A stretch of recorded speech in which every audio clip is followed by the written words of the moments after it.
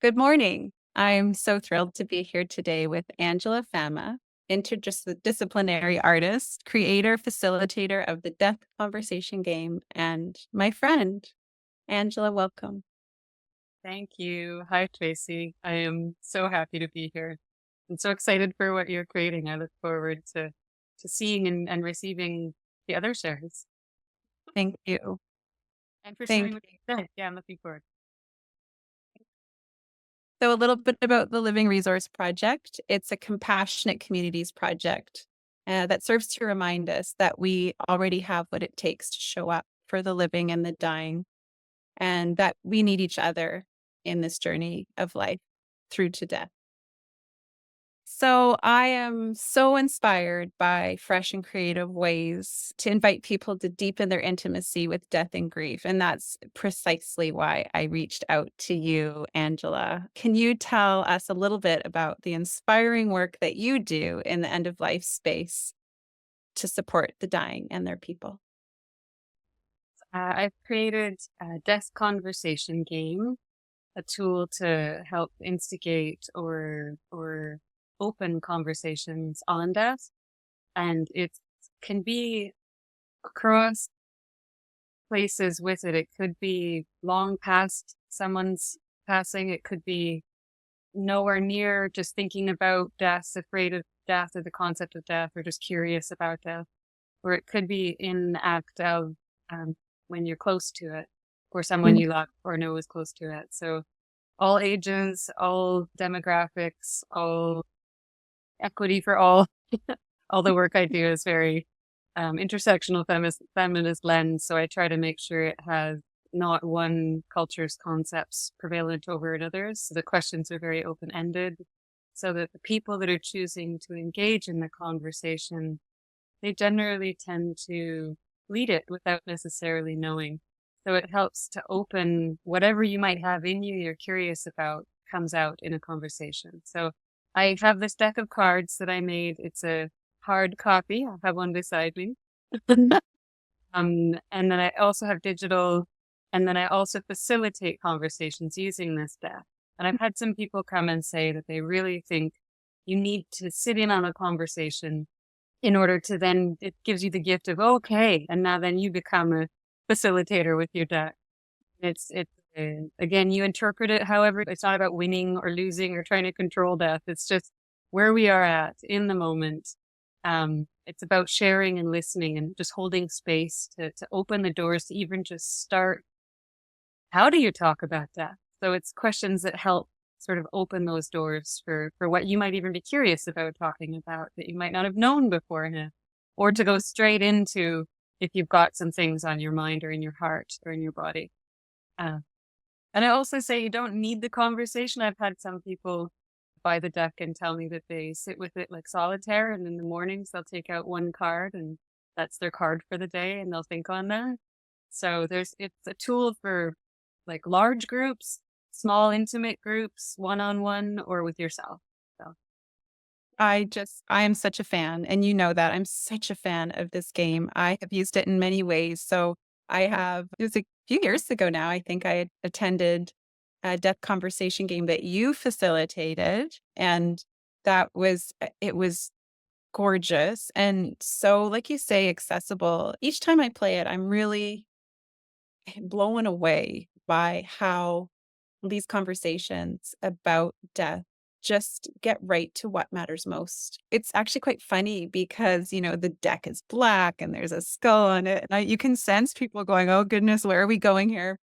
And then the sort of energy around the conversation is always so life affirming and lively. Like, because I use it also when I facilitate courses. And, I actually almost giggle to myself because I might give the class a question, pull a card from your deck, and then go down the hallway and fill up my water bottle or whatever. And I'll be, approaching the classroom and hear this like life filled conversation and just think to myself, people wouldn't believe that people are talking about death in there. It's quite remarkable how life-filled and connecting these conversations really are. It's incredible. And so I just wanna just you mentioned you have a digital version. That's an app, right? You can get that on the App Store? It's an app. It's just I presented that during COVID. I had some doulas actually saying that they didn't want to be carrying the deck around with them just in case they might need it. So could I make a digital version where they could just have it on their phone if there was someone in care and realizing they might want to just suddenly pull something out to help ease a situation or help open a situation. So Mhm. it's not a place to be able to have a conversation live with others. It's just a deck digitally made, and you can get that on my website. Um, but what I really appreciate about what you just shared is that, yeah, I as an artist, I try to like, I'm not going to tell you how you're going to respond to the work, You're but right. but I'm starting to get a bit more courageous about that because I'm so grateful, even for myself. I used to be in a band, and some nights singing certain songs, I'd get a bit bored after repetition. Some nights it would come back to life, life and death always, in everything. But with the deck of cards, I thought I was doing it originally. I know I was doing it to help myself figure out how to talk about death with my community. I didn't want to read about it. The options that were out there were a little too cute for me or a little too specific. Um, Mhm. and I thought I would get bored of it after hosting enough. I thought, well, these are just the same questions and I'm going to get tired, but I have not won every single conversation. The bonding that happens and the opening between some people I've known almost like so long, others strangers, others like it's amazing to me how each group and or I'll get surprised. Some stuff that, life and death is so intertwined that Yeah. sometimes like a person I instantly thought, "Oh, no, I'm not," I'm challenged with something that's happening right now. And then afterwards, I'm like, "Oh," and I needed that opportunity to show me that, to reveal to me what I needed to learn about life and death in that moment from that person. Like, I always, go in sometimes I'm a little more like, "Oh, okay, is this gonna be." Sometimes it is you're holding space. Everything comes out. It goes right to the point. So sometimes there's a lot of grief in the room. Sometimes there's a lot of fear. Sometimes there's a lot of avoidance. Um, Mhm. and all of that is fine. All of that is wonderful. Just bring whatever you have. That's great. Let's have some space to sort of look at that a bit, mesh, like breathe and have that be okay. Again, not trying to fix anything. Uh, Yeah. the end, I'm always left feeling so much more alive, Yeah. so rejuvenated from that. Like it touches that part to me that I think, like when people say, "How do you find joy in life?" It's when I connect like that with people. That's where I find joy. If people or places are like living beings, whether it's nature as we're nature, it's just that kind of like, oh, feel it. And that Yeah. happens from the conversation. I feel like it's organic. Like I didn't pre-plan that. Like I just followed that. I was like, there's a hole here that I can't avoid. I need to jump into this. Can we have conversations about death? Like just randomly or intimately? Anyway, I love it. like, And oh, to your question. Sorry. not at all. It's totally on point. And I do think just, in my practice, I can't tell you how often that comes up. I have it in my intake questionnaire. Like, what are your needs? And so often the box is checked. I help facilitating conversations around end of life because we don't talk about it in this culture. And when we do need to talk about it, people just don't know where to start. So it is just a beautiful tool. And I just went a funny little side note. So Angela and I live in the same area, but there's a bridge in between us. And it was funny. The other day, I went to get a smoothie bowl at Bean Around the World, or the Anchor, which is attached to it. And they love a good community bulletin board. It's one of my most favorite things on the planet, like a cork board where people can just advertise whatever. And they're hard to find these days. Like you don't see a lot of them around. Anyways, I don't know if you know where I'm going with this, but there was I know. a cork board. There was a cork board in the Being Around the World, and I saw one of your death conversation cards pinned on there, like a calling card, and I was like, "Angela was here. This Oh, is I know so." exactly where you were. And that was a while ago. I'm glad that's still there. I always wonder if people go and they're like, "Oh, death, this is creepy. I'm taking this down." because people are afraid of it. Like, it's They are. ominous. It's got lots of, yeah, uh, A little bit buried, but I gently kind of unpinned it and put it on top, so it's right in the front again. I'll tend to it and make sure it's in the middle and on top at eye level. Anyways, thank thank you. you for that. So I'm curious about what has inspired you. So could you maybe share a little bit about the path that led you to this work that you do today? Yes, and that's good. I was gonna say there was something I left out from that previous question, but I can fit it in here. Was recognizing that I had came really close to dying when I was quite young. So not young, young, but 30. It was like I think it was the day I turned 30 actually. Happy birthday. Um, I had a car accident, I had a brain injury, and I've always been someone that grew up kind of outside of the box or the system. So talking about real things, everything's real, but the deeper things, the things that culture seems to have a harder time talking about, I was always like, let's go there, let's talk about it. Yeah. And then this coming so close to death, when I was healing, I couldn't function. Like it was just staring at me, day after day after day. And the community around me, bless them, were helping me to heal. But all I wanted to talk about was death.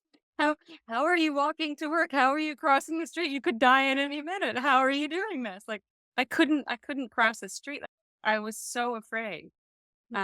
And it was just because I'd never looked at it that as closely before. I'd never had to. Um, and then it took me about 10 years to create the deck.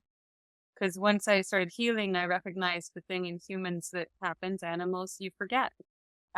There's not everything, not a lot, but your body just gets into the motion of what it needs to do to survive and live. And okay, that love no longer there. Where's my love? Like it's just it's trying to make you survive, and it's a human it's part of it. None of us we would never be here if we didn't forget a bit because it would be people we love.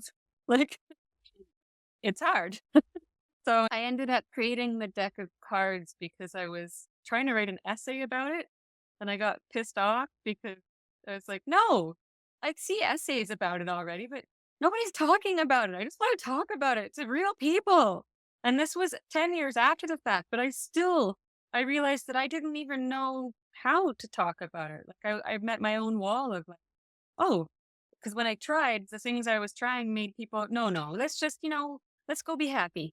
Then I was like, but Yeah. can't we talk about death and still be happy? Like, does that have to be one of like opposites? Or can we find peace talking about it? Because the more it was being avoided, the more I was like, oh no, that's the road I have to go down. So I created the deck. I thought it was to really challenge, to make me not afraid or challenge my own fears. And once I challenged and figured it out, that would be it. But it's amazing what it opened for me.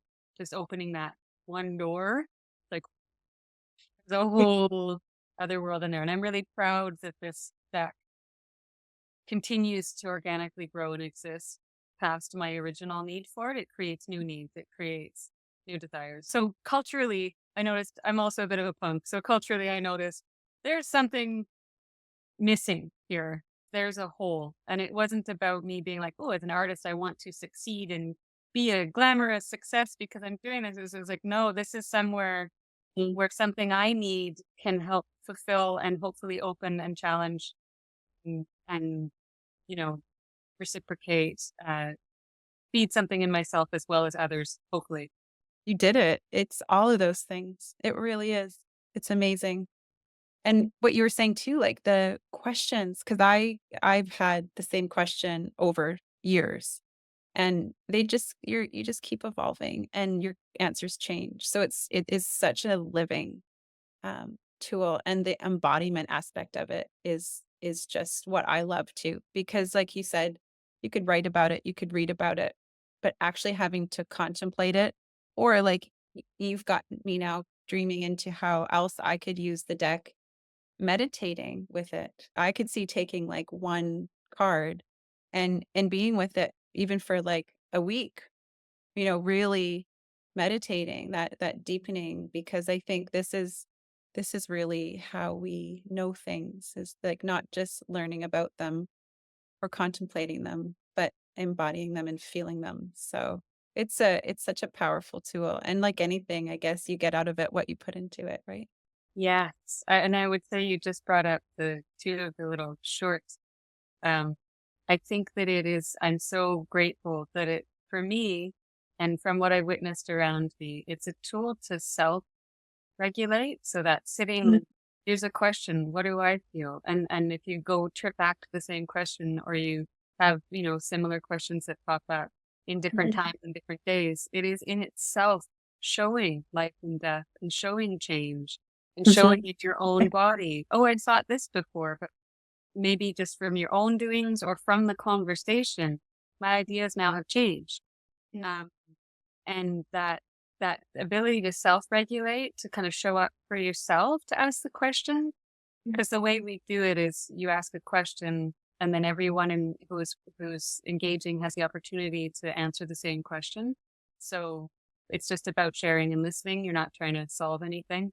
Mhm, So it offers you the opportunity to hear not only your own answers that you might not have really taken the time to sit and think through, but co-regulating, sitting with mhm, other bodies, sitting with other people. So that self-regulation, whether you're with others or not, mhm. and then with others, that the capacity for change, and witnessing it, whether it stays the same or whether it changes. It's such an experience. Hey, I've learned so much from other people's answers to the prompts, and you fall in love with everybody. You do, because it's people's, like, most essential, uh, knowing, and it's a remarkable tool, like, it just the ego has no room when you're playing the death conversation game, just like the ego has no room when people are dying, it distills what matters most, and, I'm a fan if you can't tell. So could you I'm wondering, you kind of have been doing this on and off, so I don't know if this is redundant, but if you I don't know if you have a story about the work that you do, maybe a story about an experience you had playing the death conversation game that maybe surprised you or deepened your understanding about end of life or death or life. Not sure if you wanna anything come to mind? I could share just to sort of go back to something you had just mentioned. It's amazing to me how beautiful when you align what is true, when you say the soul or the depths, they're going straight to the root and falling in love with people. It's that human need to belong that is so separated in individualistic cultures, and just the more it continues, the more that happens. And I find it in these groups without looking for that. And it's such a, like, I know I'm looking for it, but without, you know what I mean? We're animals, like that feeling of belonging is a really minimally satiated need in today's world, I find.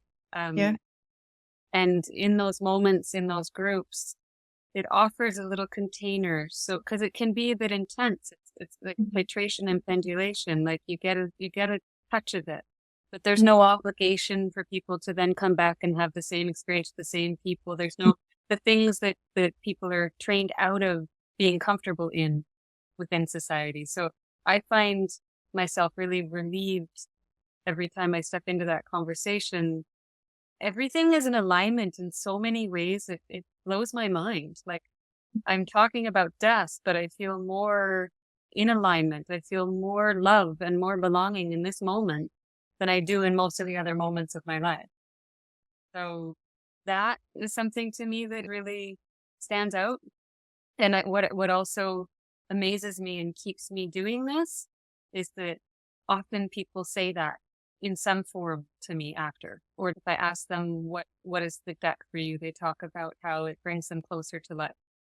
And that to me is just beautiful. I feel like whatever words has entered into, like, I feel like this is something else that I'm a conduit for it now. Like, this isn't something I made and yay, people are feeling close to love. Like, no, it's taking me with it now. And I'm just like, yeah, I'm in. So this is from that connection to others, because it's like feeding that belonging, that love. Like, it's just the little drops in the great expanse of that that if it brought that for just a moment for someone else, I often receive people saying, even if they're afraid of what it's brought up, they say, I'm so grateful for this. I probably won't come into another conversation anytime quickly, but I'm so glad I was here. So I think it opens up wherever, like it's not going to give it the same way to everyone. No. And I really love that is that I've had people come that are afraid to talk about death that kind of just cry a little bit and don't answer. You don't ever have to answer. You get the opportunity, but you can also just choose to listen.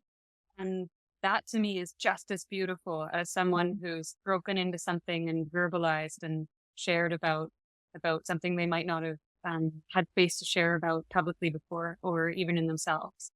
So these kinds of things, it's this whole of this container that really blows my mind. And I've also made a point to never record any of the conversations, or like right now, I'm not sharing a specific answer because of that ability of change and never wanting anyone to feel like having the conversation wrong or not Yeah. saying the right kinds of answers. Like there is no right or wrong. It's just whoever each person is in that moment and however each group or each individual feels in that specific moment in that space. So I hope that covers Oh, that enough. yeah, and, it makes me think of my experience playing with you years ago, and I am a slow processor, and I feel a lot, and I remember how much I appreciated having that permission to not answer every question, and because even like, I mean, talking about death is hard. I do this for a living, and it's still really hard. Like, I found myself because I'm so often in the seat of facilitator myself to be in the seat of participant and to feel like I had to be on and, receive these questions and answer if I chose. It is a lot actually, and I remember a couple of times just passing on the questions because it's like almost like I was had enough I was integrating from the previous question, and I just wanted to be able to allow that to happen. I remember feeling really grateful that I had that permission and really being boundaried because it is intense. And I love what you were saying earlier about um, separation because what was coming up for me was this is honestly for that reason I think such a beautiful way to prepare for death because what makes dying so hard is the illusion of separation. So anytime we can be reminded of that illusion is these are the those are the moments that can really prepare us to die well. So it's remarkable. It really is. It seems so simple, like it's a skull and words on the back and a deck, but it's phenomenal. The simplicity was to allow the space for people to be. There wasn't any. This is how you're going to respond or feel to this. Like it's all Yeah. beautiful. And I find you had said before. I think this was somewhere it fit in, but that awareness that as animals we learn through repetition.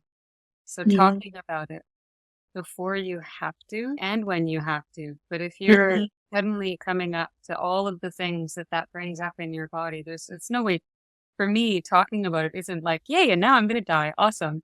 Like Yeah. it Yeah. still brings things up for me every time I talk. And Yeah. so, yeah, I don't know if we're timing out, but I thought of something for my own that's changed since I started. Yeah. Let's hear it. Yeah. Okay. I don't believe in time, remember? Okay, right. I just know that I'm chatty. And I love talking with you. I love sharing with you. So it's like, oh. But when I started, I thought I was afraid of death. And I think I was, because that question comes up. It's like the main question. It was the first one that started. Are you afraid of death? Or are you afraid to die? I've worded them all very specifically, so I don't want to misquote my question.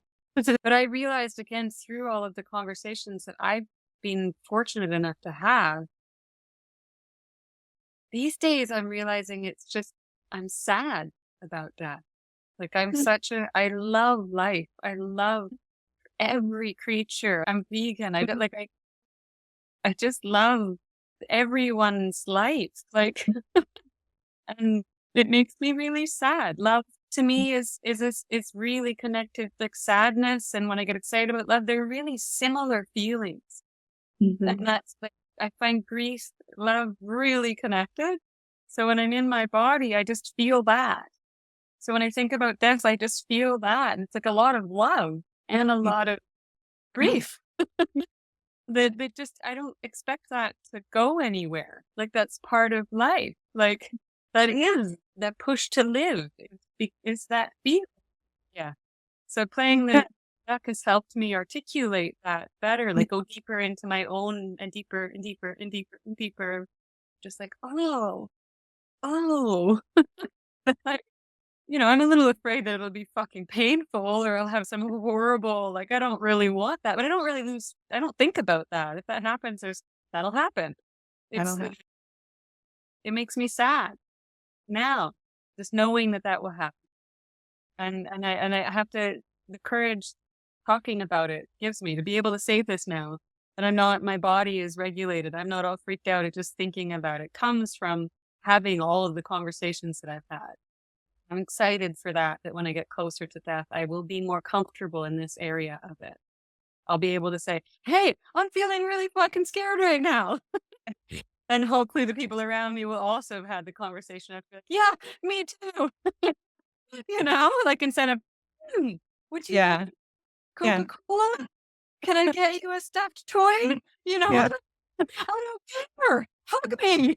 Like, Yeah. don't touch my body. I feel really freaked out right now. Just, yeah. Anyway, that's me. Here's hoping. Well, it's such a huge conversation that you just opened up there because, expectations are everything. My dad used to say they're premeditated disappointments. And, let's be realistic here. What's expected when we talk about death, when we die? And, I too hear so many people come into the courses I facilitate really wanting to not be afraid of death. And I'm like, whoa, whoa, whoa, whoa. Like, Yeah. yeah, I don't think that's a realistic expectation. Maybe it is for some and that's amazing, but I think that like you said, there's a lot of sadness in death and a lot of grief in death and a lot of unknown. And it's human nature to be afraid of what we don't know. And if you look at cultures that have beautifully rich ritual and ceremony around grief and death, there still is fear. Like we have more in this over culture than most because we don't have those supportive practices around death. But there still is, I think, that fear to be expected. So then what do we do with it? Well, we accept it. Like you said, this is part of life and death, and it is sad and it is scary. And what really occurred to me, I shared with Angela before this interview that I had a serious accident about 5 weeks ago, a mountain bike crash. And my fear in that moment when I wasn't sure what was going to happen, when I was lying on the forest floor, it was there. I was afraid, but because of this gorgeous work I've been doing, A Year to Live with Stephen Levine, I've been living 2024 as if it were my last with a group of people online the last Tuesday of every month. And there's a very powerful practice that he teaches. It's a meditation. It'll actually be on my website that will be launched soon. I've recorded it because it's so powerful. And it's really about acknowledging that fear is there and not relating from it, but to it. So it's like not letting it drive the bus. And like what you were saying, to start recognizing what your body does when it's afraid and just to be able to be like, oh yeah, that's fear. And then to accept it and be with it. And I think that's where we can really do do a practice around how to be with fear and respond to it and not from it, but to, like you say, just have that acceptance that it is hard and it is sad and there is, you know, pain perhaps. So then what? Yeah. If there was one thing that you would like the dying and their people to know, what would it be? Yeah. I thought about that, and I've given you a quote that I was working with specifically on that day. But that's a hard question. Yeah, big one. It's a Yeah. big one. It's like I'm my quote. Honestly, right now, I'm just gonna trust my gut. It just Yeah, deserves love. Deserves love. yes. Yeah. Oh, yeah. seems to always come back to love. Yeah. It just comes like, and I felt, if I listened to my body just there, I just felt like my body inside love. It just felt that, like, feel it in yourself and for yourself, for everything around you and those that are with those that are dying. Just feel it. Just talk that.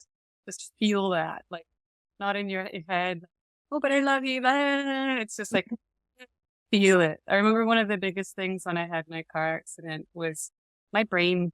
I had a brain injury, and when I was in the hospital, I'd just come out of a coma, and I wasn't there for long. It was a short coma, but the brain injury had some residual effects for quite some time. And what I noticed, I couldn't words know. My body, though, it was so full of, it wasn't words even needing to translate. Mhm, I was just feeling. mhm. Um, and I've never been so present. I don't even know how to try and talk about it to people, but I could feel, like, I knew where love was. And that's something that if I'm dying and I have a space or advice, like, that's it. You can't, any of the other things happening around, like, whatever. It's just, if dying is happening and there are people here or people you know are dying, like, just feel that love. Just feel it. Feel it. Hopefully it will guide you. Yeah. Artwork for sure. It's yeah. Oh, that's beautiful. Thank you. Thank you. Even what you were expressing, I was feeling more so than I was hearing you. It's funny how that Yeah. love had that power. It's beyond words. It's hard to talk about. Yeah, and I think it relates back to the quote I did give you. That was my head trying to say that, but just that we can't avoid it, like, but we can change how we respond to it. So if it's And happening, and by what I mean is love, feel it in yourself. That's different for everyone. Doesn't mean exactly. any of this. It might mean you tell all the people in the room that feel horrible, get out. I don't want to die around you. You know, No. like, No. where is feeling? Like, how can you feed that love feeling more? Because that's what the world is. That that's your relating to a story we were talking about before that will have no point here, but the ray of sun, like, that's the light, the energy. Something I think of often and I've thought of this often for years. And, again, I've been told all through the years that I can sound hallmarky, but I honestly know this. Like, I'm not saying everyone else needs to know this, but I, Tracy, know that love is the only reality. It really is, and that's a big sort of statement to drop, but I'd be happy to talk to people about it another time and share ideas. Yeah, love. Okay, love. So last question, Angela.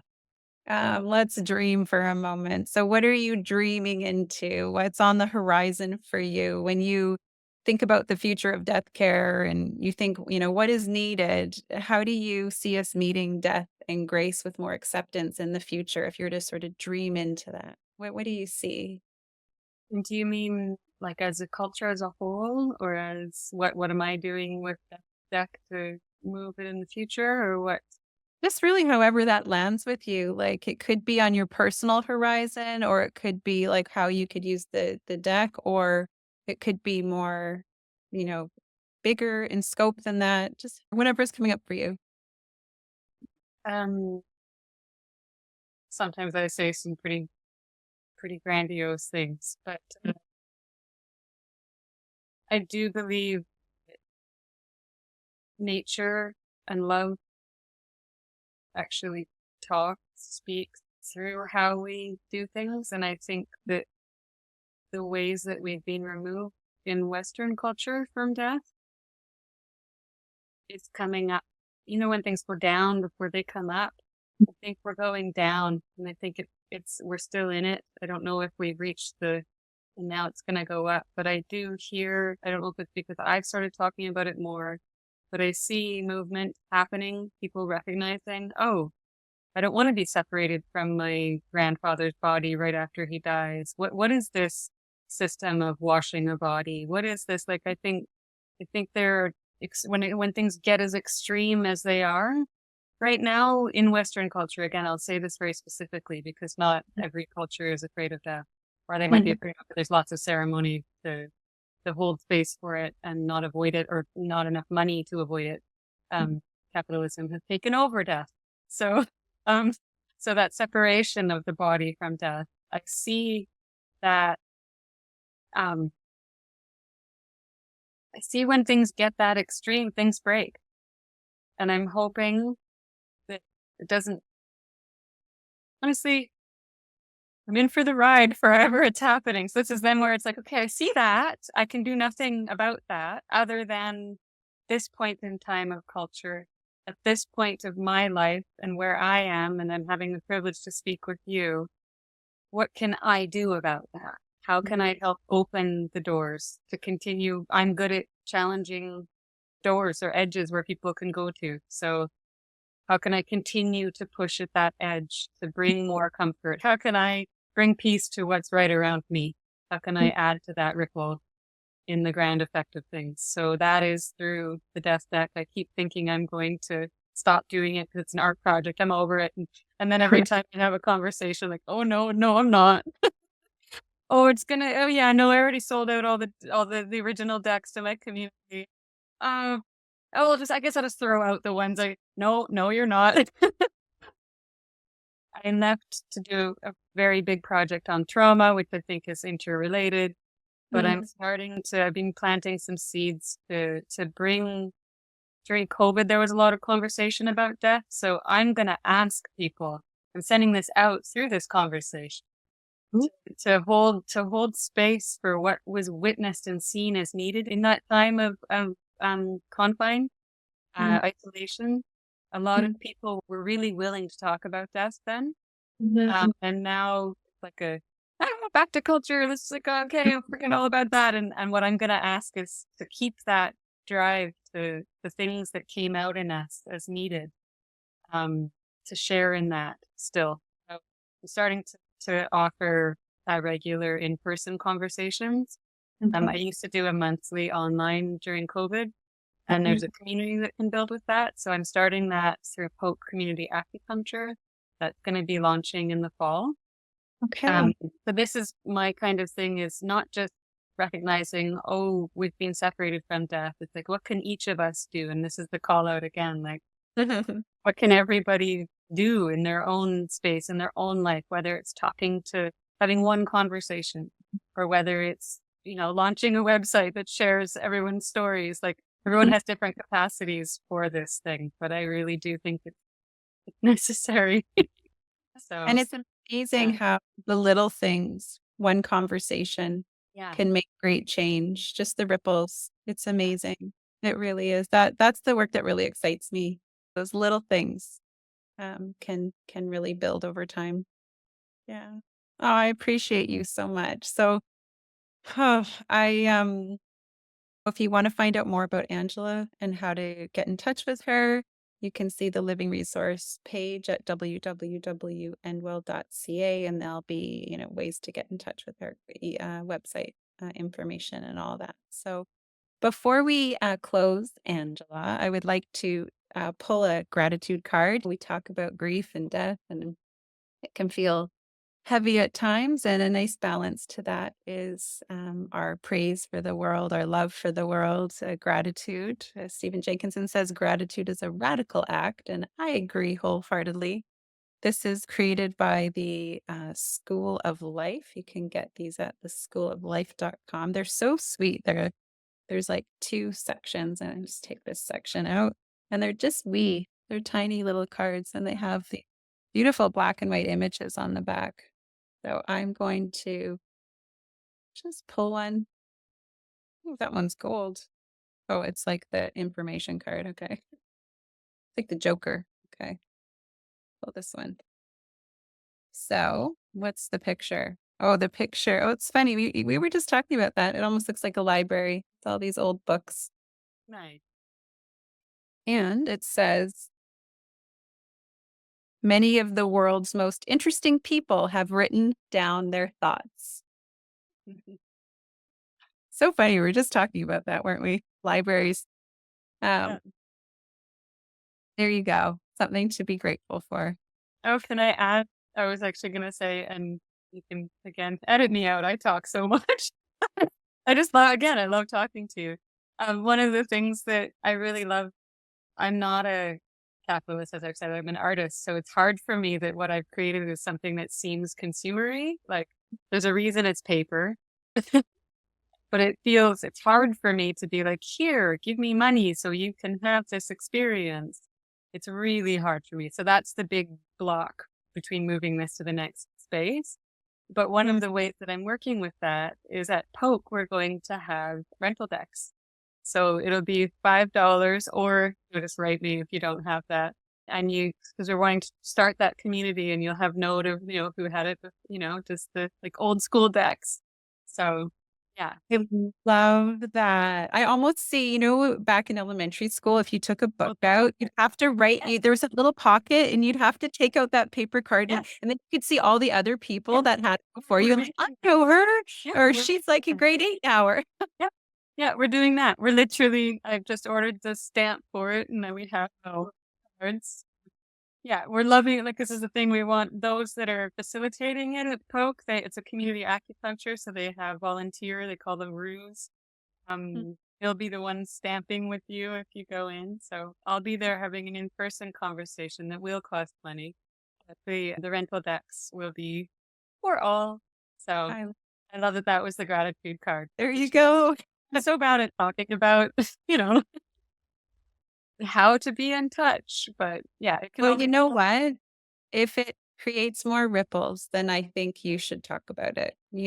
It's hard. I know I hear you that the struggle, but it's like we can really leverage these forces, different things to get these important messages out. So I think it's the intention behind it that really makes the difference. So agree with that. hey, so good to see you, Angela. Thank you so much for being here today and sharing your work. Really appreciate you. Thank you for inviting me. So much love. I felt love Oh, today. Connection. oh, Thank you don't for creating this space and for inviting me to be a part of it. You are amazing. Oh, so are you. It was a treat. Yeah, we should do it again. All right. Until we meet again, Angela, Right. take care. Bye. Bye.